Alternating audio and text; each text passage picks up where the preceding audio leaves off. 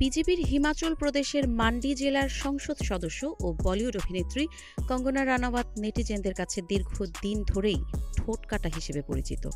ব্যক্তিগত জীবন থেকে রাজনৈতিক মন্তব্য সবকিছু নিয়েই প্রায়শই তিনি আলোচনা কেন্দ্রবিন্দুতে থাকেন।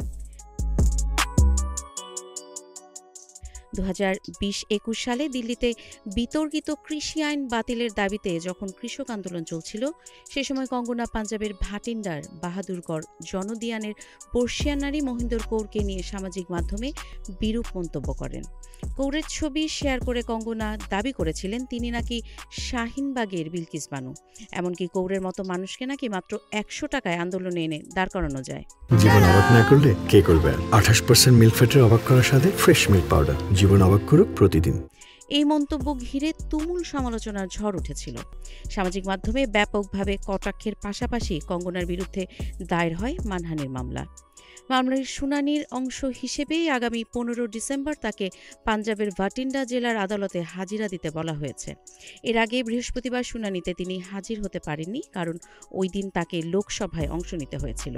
এরপরই আদালতের বিচারক ইন্দ্রজিৎ সিংহ পরবর্তী তারিখ হিসেবে 15 ডিসেম্বর নির্ধারণ করেন।